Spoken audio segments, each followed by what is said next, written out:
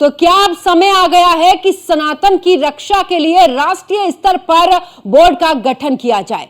ये सवाल इसलिए है क्योंकि सनातन संस्कृति के खिलाफ साजिश के एक नए खेल का खुलासा आंध्र प्रदेश के तिरुपति में हुआ है, जहां आरोप है कि प्रसाद के लिए बांटे जा रहे लड्डुओं में चर्बी मिलाई गई है। इस खुलासे के बाद एक और जहां हिंदुओं में आक्रोश है, तो वहीं दूसरी ओर इस पर राजनीति भी गर्मा गई है, क्योंकि तिरुपति मंदिर का प्रबंधन आंध्र प्रदेश सरकार के हाथों में है और ऐसे में पूर्व की वाईएसआर कांग्रेस की सरकार पर आरोप है कि जानबूझकर यहां पर पिछली सरकार ने ऐसा होने दिया।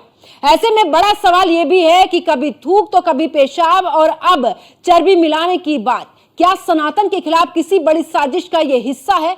और इसी को लेकर हमारी ये रिपोर्ट देखिए।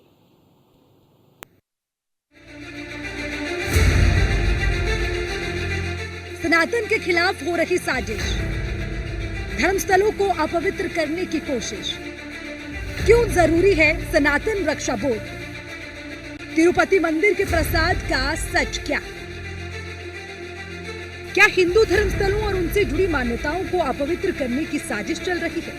बीते दिनों थूक जिहाद, पेशाब कांड जैसे कई वीडियो वायरल हो चुके हैं, जिसमें समुदाय विशेष के लोग रोटी में थूक लगाते और जूस में पेशाब मिलाते दिखे, जिसके बाद खासा हंगामा भी मचा। कई मामलों में गिरफ्तारियां भी हुई, दुकानों पर बुलडोजर भी चले, बावजूद इसके सिलसिला थमने का नाम नहीं ले रहा। गोरखपुर में सीएम योगी ने फ्लोटिंग रेस्टोरेंट के लोकार्पण के वक्त थूक जिहाद का जिक्र करते हुए साफ संकेत दिया कि ऐसी हरकतें माफ नहीं की जाएंगी।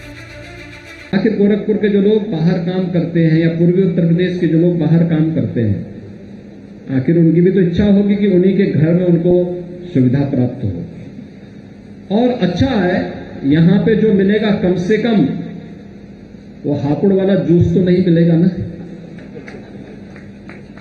या थूक लगा करके वे रोटियां तो नहीं मिलेंगी, आपको शुद्ध मिलेगा जो भी मिलेगा।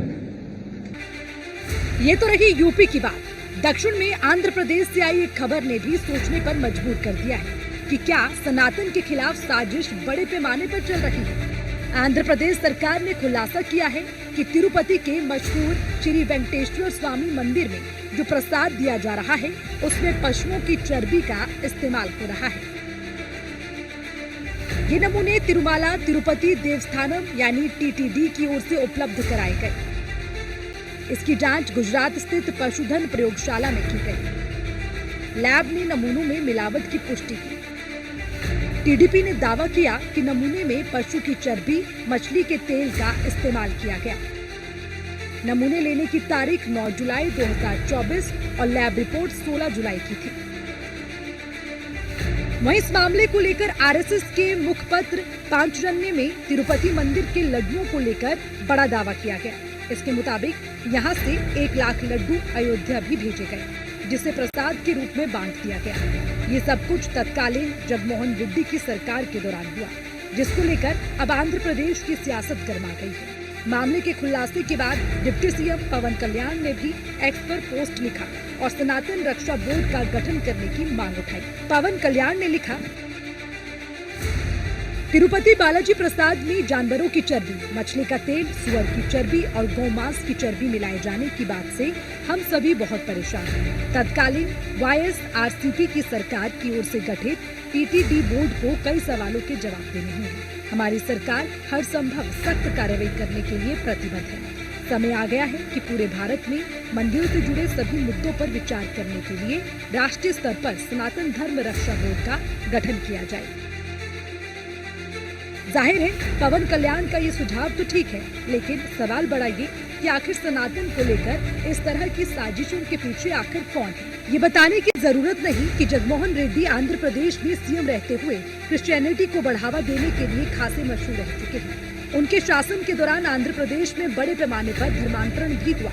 उनके विरोधी आरोप लगाते रहे कि जगनमोहन की शह पर राज्य में धर्मांतरण का खेल खेला गया। ऐसे में टीडीपी के ताजा आरोप अगर सही साबित होते हैं तो जगनमोहन रेड्डी के लिए सियासी राह तो मुश्किल होगी। सवाल ये भी उठने तय है कि क्या सनातन को अपवित्र करने के लिए कुछ लोग एजेंडा बनाकर काम कर रहे हैं। Bureau report, news 1 India.